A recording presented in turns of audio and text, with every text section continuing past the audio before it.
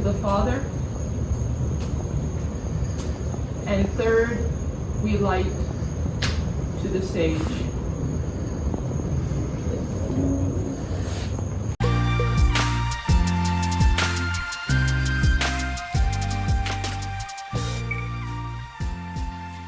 Heathenry, Norse pagan history and modern practices. So, hello everybody. We are continuing our presentation from last week, where I talked about heathenry, of Norse history, and I touched on what we know about the religious practice of the time. Today, I'm talking about modern practices, the way people are practicing now. We're taking a lot from what's before, and people are creating and discovering new things. So let's explore what it means to be a heathen today and look at the various forms of paganism related to the Norse religion, from Northern traditional paganism, Norse reconstructionism, asatru, and eclectic paganism. We will talk about some topics of controversy, like folkism and UPG. Defining the terms. Norse pagan, asatru, and heathen can at times all mean the same thing, and they can each refer to the same person. Asatru is a religious title created in modern day for the religion of the people with faith in the Aesir. The problem is that this only refers to the faith of a subset of the gods.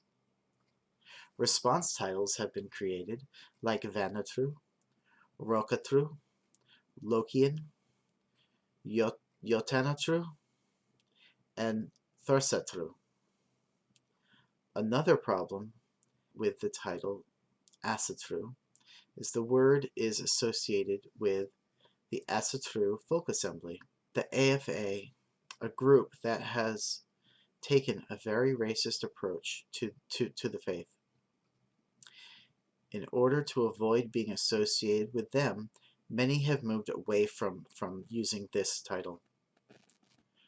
Norse pagan is a term to identify others as part of the pagan community, practicing the Norse form of their spirituality.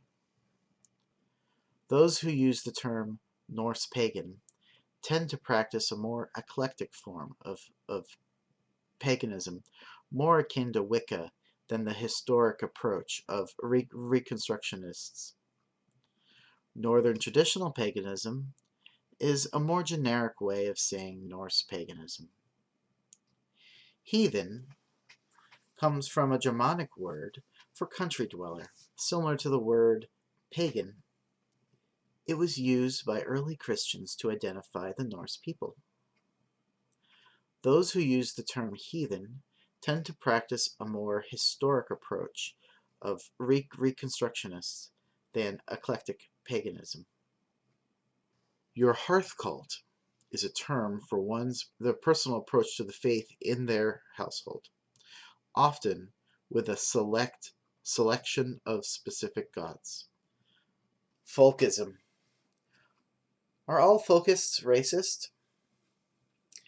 Folkism is the belief that ancestral ties give benefit, privilege, or access to a religious tradition, especially in lieu of a living culture.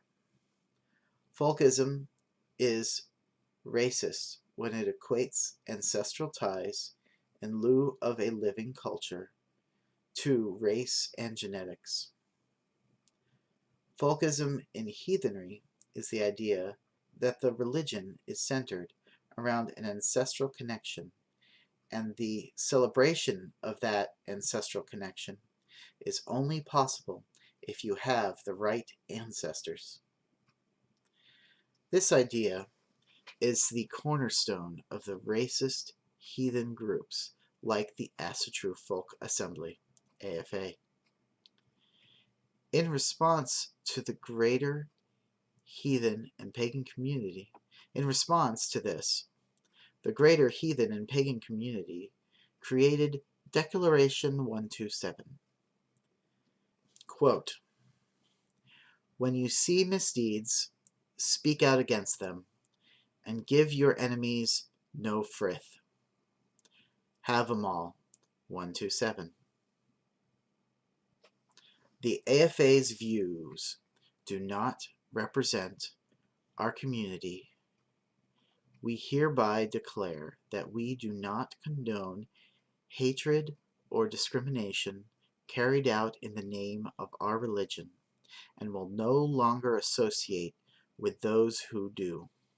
We will not grant the tacit approval of silence in the name of frith.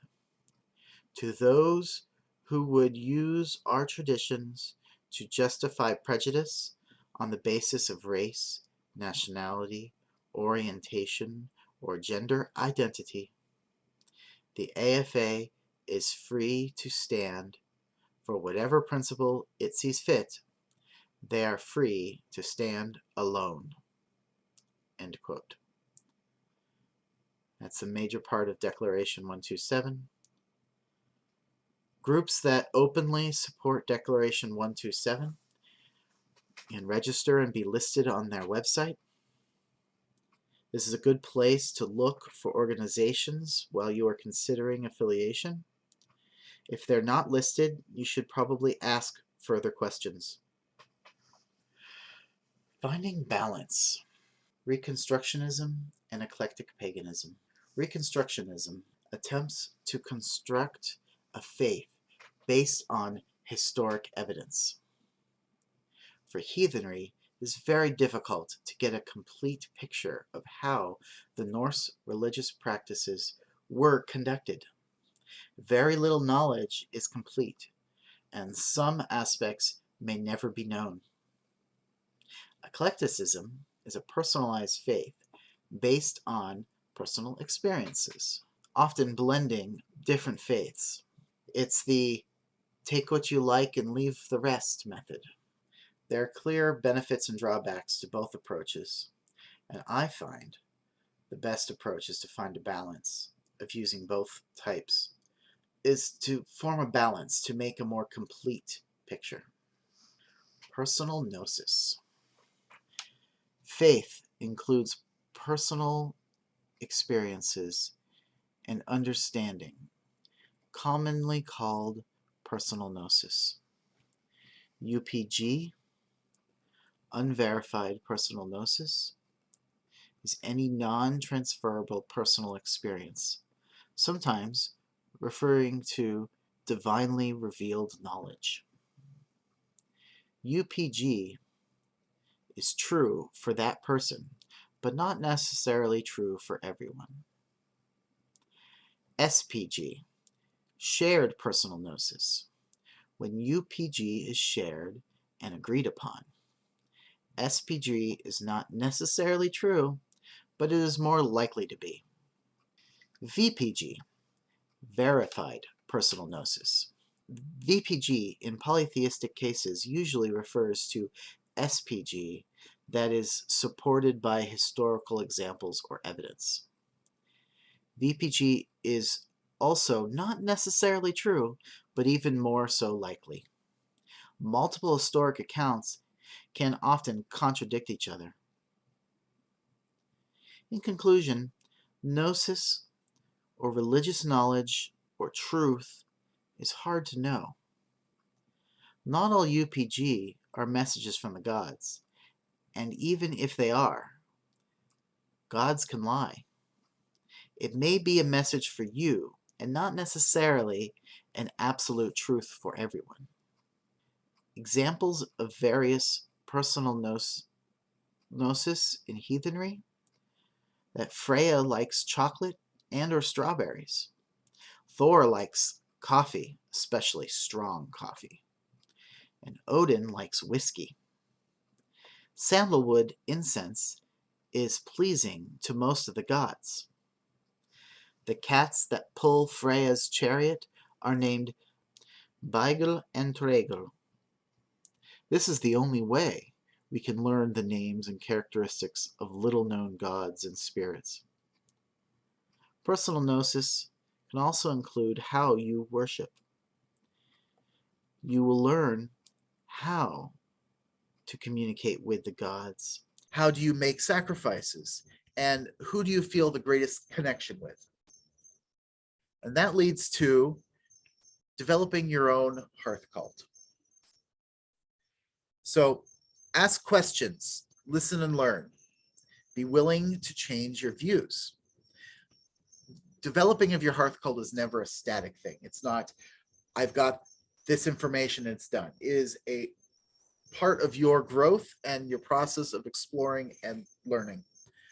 So read and read some more. Develop personal relationships with other people in the faith and with the divine.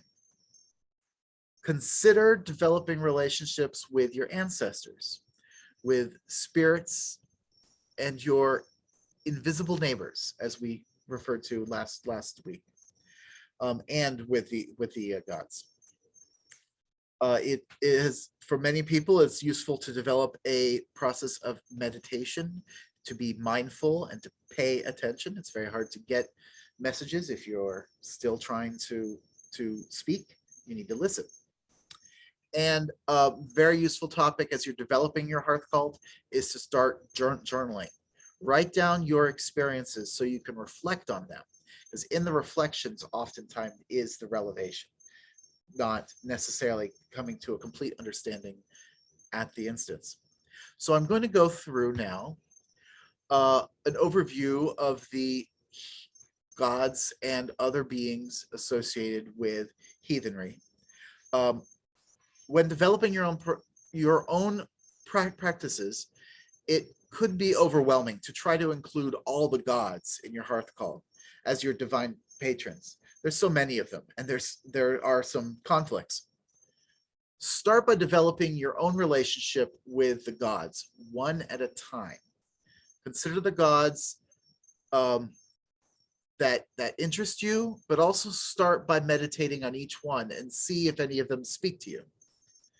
This is a personal journey, so there's no inherent wrong ways. But we're going to talk about some best practices.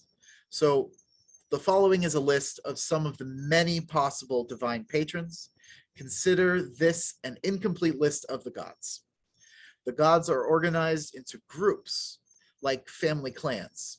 The primary group we are familiar with is the Aesir.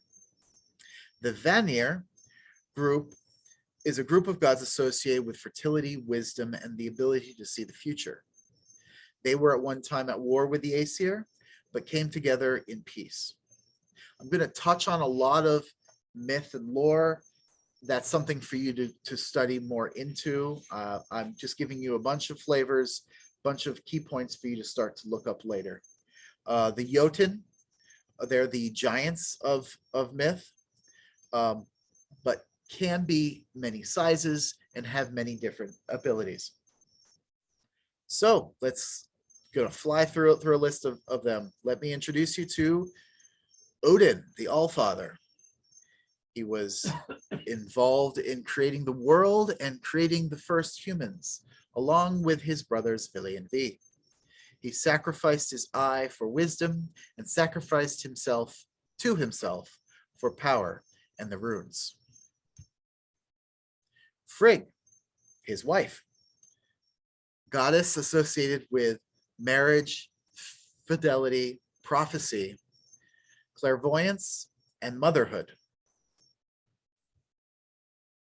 Thor, son of Odin, the foremost of the Aesir, strongest of the gods and men, and a protector of them both. Sif, his wife, golden-haired goddess associated with the harvest. Balder, second son of Odin, sometimes referred to, but we're not sure how many sons Odin actually has. We're not going to try to count. He is best known for being loved by all and how he dies. So look that one up yourself. Tyr, The one-handed, also referred to as the god Tiwaz and associated with that rune, patron of warriors and mythical heroes. By the way, we're now in the Vanir.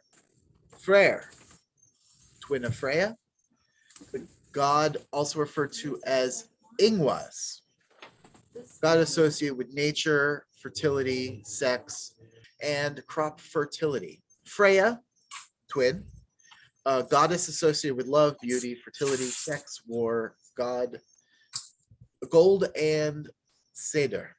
Norther, he's the father of Freyr and Freya, god associated with the sea, seafaring, wind, fishing, wealth, and crop fertility.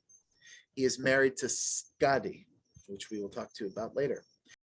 Heimdall, god who keeps watch for invaders. Heimdall is a god who keeps watch for invaders and the onset of Ragnarok.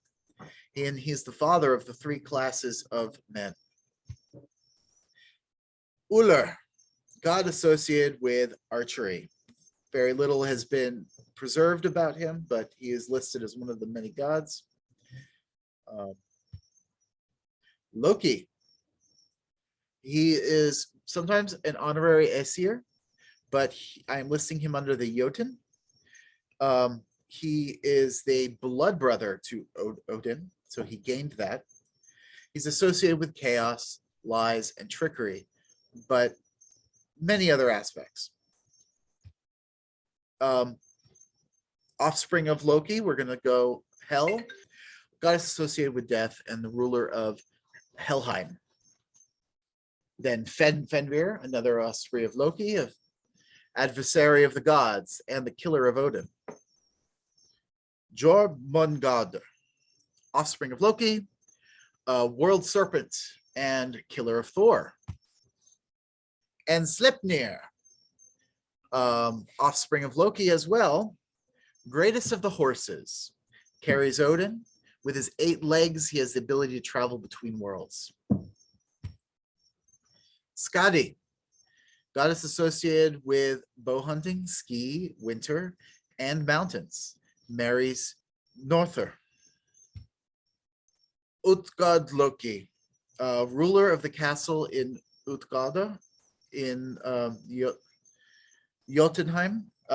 It was a trickster and master of illusion. In his court, Thor and Loki meet Logi, the personification of wildfire, Hugi, the personification of thought, and Eli, the personification of old age. And there are many, many other entities. The Norns, the 3 primary Norns are Weird, Verthandi, and Skull. They spin the threads of fate at the feet of Yggdrasil. They also draw water from the sacred well in order to nourish the tree and prevent it from rotting. Kvasir was an entity born from the saliva of the Aesir and the Vanir at the conclusion of their war. Extremely wise, he traveled the world spreading knowledge until a couple dwarves killed him and created the mead of poetry. Jord, mother of Thor, unknown alignment, maybe Vanir, maybe Jotun, but is definitely a goddess personification of earth.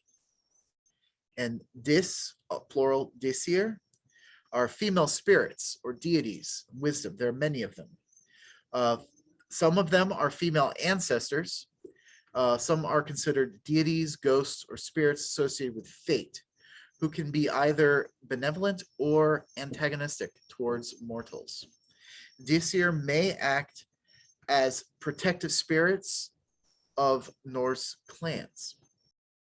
Elves. There are light elves and the dark elves. The light elves live in Elfheim. Their fair complexion and beauty to behold. Dark elves live underground, have a dark complexion, and they may be actually dwarves under another name. Dwarves, they live underground, dark complexion, They are the finest of craftsmen, able to craft magical objects, and there are 4 dwarves holding up the 4 corners of the sky.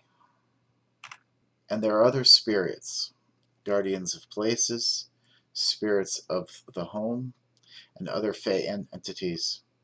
Beware of trolls. And now consider your own ancestors, the ancient ancestors, but also the more recent, dearly departed. You may also consider respected people in your life who have passed, or people from history. They don't have to be directly related to you. We are all generally related. Communicating with the divine. The Norns are responsible for shaping the course of human history, human destinies. So the 3 Norns spin the thread, as we talked about, beneath Yggdrasil. The practice of Seder is the form of magic which is related to both the telling and shaping of the future. So this could be part of the tools you try to develop in your hearth cult. Seder could be thought of as communicating with the Norns, reading the threads, and perhaps influencing how they are woven next. We talked about Odin, who sacrificed himself to himself by hanging himself on Yggdrasil. But by doing this, he was able to draw up the runes. So after 9 days and nights, he looked down and to the well, drew up the runes, gaining him the power associated with those. There's magical spells that can be done with the runes, and it's a major part of his power. So the runes were a written language of the Old Norse. They are found and preserved in manuscripts and on stones. Each rune is not just a letter with a sound in the Futhark, that's alphabet, but also has its own meaning. So taking up the runes gave Odin wisdom and magic. So you might want to take up the runes yourself. Runes are used for both magic and divination. One way we can communicate with the divine is through the runes. There are many ways to divine with runes. The simplest way is to simply ask a question and draw a rune from a rune set. Rune sets are commonly found on stone today, and there are descriptions of them on wood discs in the ancient times. Before you can start casting lots with runes, you must familiarize yourself with them. So there's a lot of study involved in that. Real rune divination is greater than the literal meaning of the runes.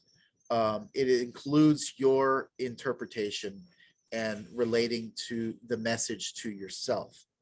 So runes are the letters of a language. The language has changed over time, and so there are many different sets of runes. The oldest that we have documentation for is we refer to as the Elder Futhark. And those are the runes I'm depicting for you here on the slide. That was an overview of heathenry and modern practices. Continue learning. I have a long list of the sources that I've pulled on and used to learn the things that I've shared today, including authors Jackson Crawford, Neil Gaiman, Galina Kraskova, Patricia M. Lefebvre,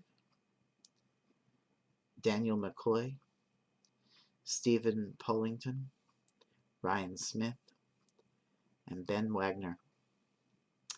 I also found a lot of content on YouTube from creators Ocean Keltoy, Arith Hardner, Jackson Crawford, and some from the Grimfrost Academy. Websites I pulled from: Declaration 127, Norse mythology for smart people, ThoughtCo, and Nordic culture. Please share your own personal gnosis, questions, or anything else. We'll try to answer, or we can find the answers together. Thank you. Amethyst, you have your hand up.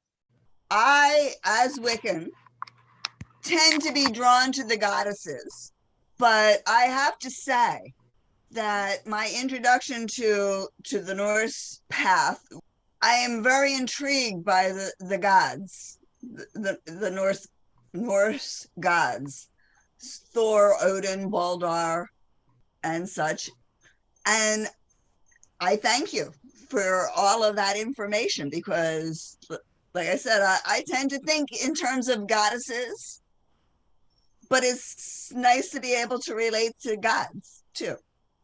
There are more goddesses in the Norse pantheon. Very few of them have been as well documented as the gods, but that's a reflection of the later cultures, more so than the original cultures, the way they had a great understanding for it. So that's a lot of the information that we are rebuilding if you choose to recognize other people's personal gnosis. I'm kind of curious to see how the bloat turned out, Brúnn.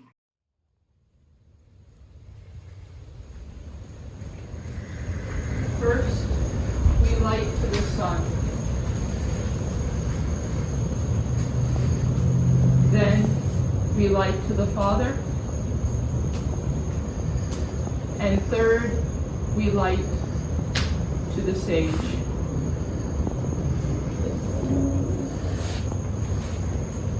Fourth, we light to the maiden. Fifth, we light to the mother.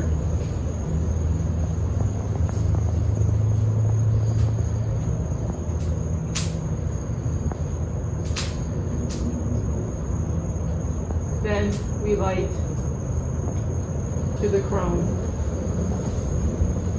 Next, we light to the child. Then we light to the hunter. And from them all, the wise one has been lit. So those are the 9 candles that I light. Another major practice I want to touch on as you're developing your own hearth cult in Heathenry are the bloats. So bloat is basically a sacrifice, but in modern Heathenry, they've become basically like our holidays. And many of the bloats are associated with the full moon, so they come on a lunar cycle rather than necessarily tied to the wheel of the year, but the lunar cycle is still in that. And I recently did a bloat together with Birch, and it was Alpha bloat, so it was honoring our male ancestors. Birch, is there anything you would like to say on bloats and how you practice them? Yeah, I'm actually going to give a lot of information on this in January when I do Deezer bloat. Okay. But really the concept of bloat, just to summarize and preview, it's an exchange and it's a sacrifice. It's tied to the idea that in order to continue with our lives and our year and our prosperity, we are going to ask things of the gods, of the spirits, of our ancestors. And so at a bloat, you take the opportunity to give back. Historically, you might sacrifice, your cattle, or animals, and there were some large ones where there were a lot of other sacrifices made, both human or animal. But it's because of that idea of the even exchange, that what you give should be equal to what you are asking for.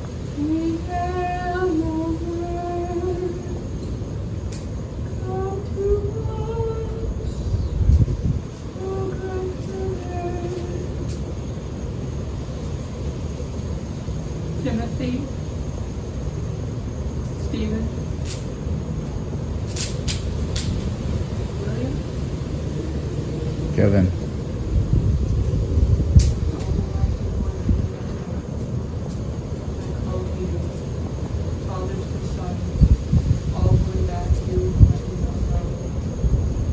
We who approach the dark of winter, we who approach the still of night, we call to you, fathers and sons, grandfathers and great-grandfathers, and grandfathers beyond grandfathers, all the grandfathers whose names we do not know or remember, but who live on in us back 1,000 generations. We call to you and we ask your blessing in exchange for this, a night of remembrance.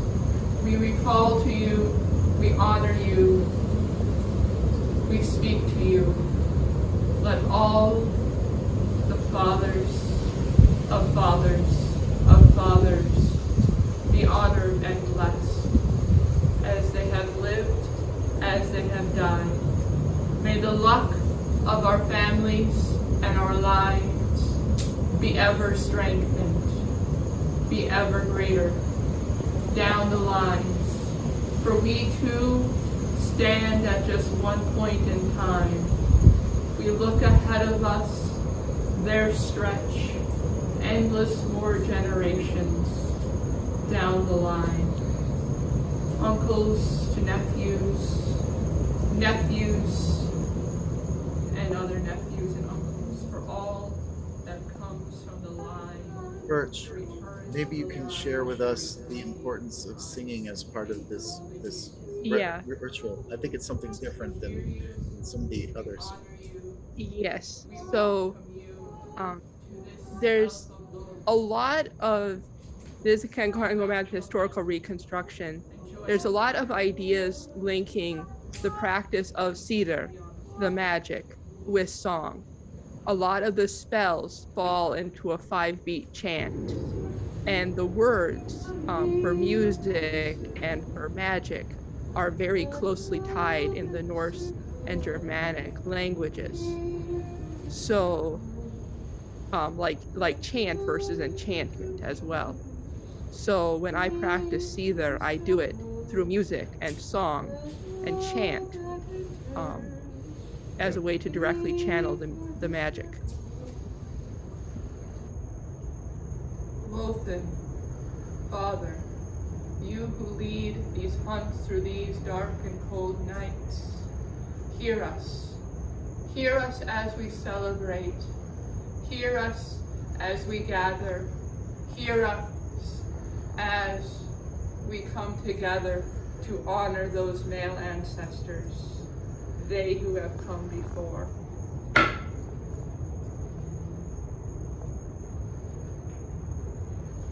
Utierda, Mother, Mother who is the earth below our feet, Mother who is the ground we walk on, Mother who is the ground we sleep beneath when we close our eyes for one last time. Mother, you who hold in your bosom they who have gone before, our ancestors, be with us. Be welcome at this gathering. Be welcome at this celebration. Be welcome at this bloat as we honor they who have come and gone before.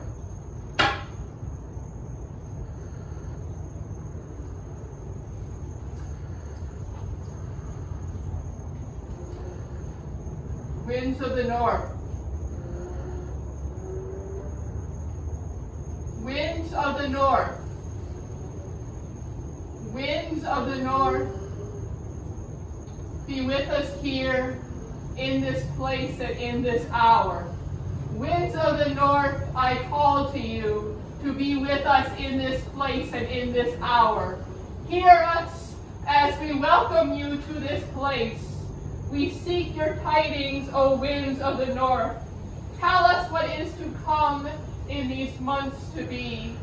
Tell us, tell us, tell us true, O winds of the north.